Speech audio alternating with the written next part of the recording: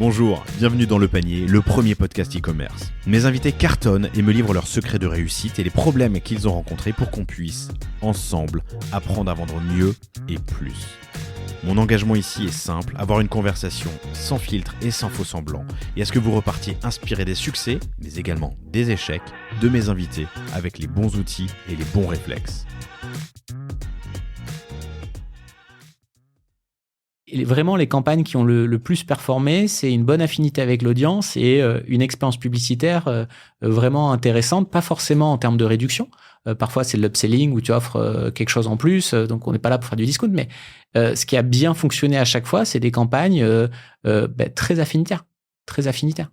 Là, j'ai en tête, on a Pépette, par exemple, qui a fait une campagne avec La Belle Vie. En région parisienne, ça a cartonné. Tu te fais livrer ta nourriture pour hommes et en plus homme humain, pardon. Et en plus t'as une offre pour tester Pépette pour ton chien et ton chat avec une carte. J'ai mis sur mon LinkedIn très sympa, très visuel, qui dit voilà ce que vous donnez habituellement à votre chien et à votre chat. Voilà nous nos produits, très visuel. Tu comprends. T'as une offre de test hyper intéressante. C'est parti.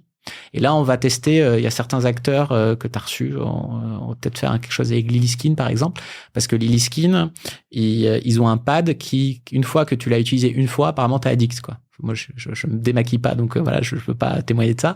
Et donc là, on va distribuer le pad dans les colis. Parce que si tu fais la force de ce média-là, c'est qu'on est capable de faire tester, goûter, sentir, etc. Donc, si tu as un produit dont faire goûter, sentir et tester, c'est clé pour l'acte d'achat, mais on peut te le distribuer.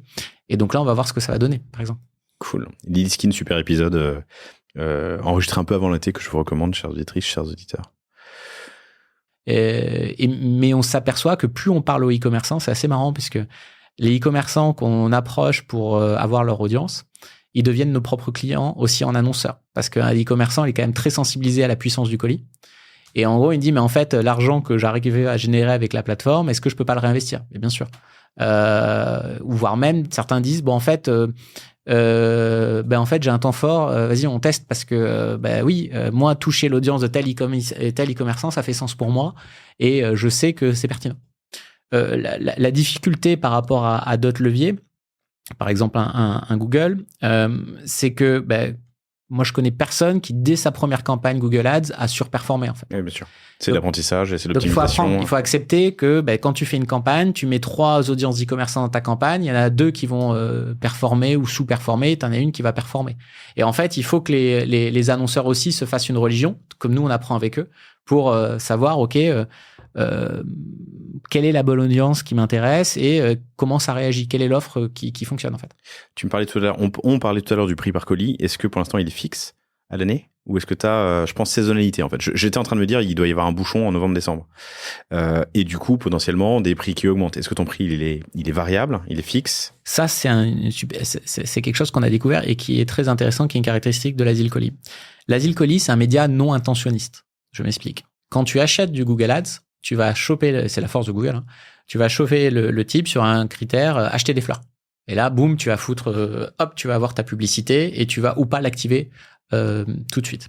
Et donc, ce qui fait que ce caractère intentionniste de la publicité sur Google fait que tu as une énorme concurrence au moment des temps forts où tu achètes des fleurs. Exemple, Saint-Valentin.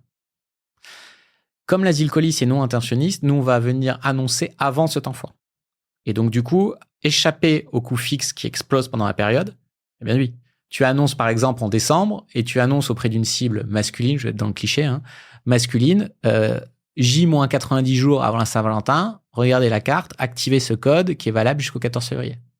Le type, il va garder la carte, tu vas pouvoir l'avoir annoncée pour un tarif à 15-20 centimes et du coup, tu vas aller fuir tes coûts d'acquisition hyper élevés en étant en avance de phase de ton temps fort dans les colis à l'audience affinitaire.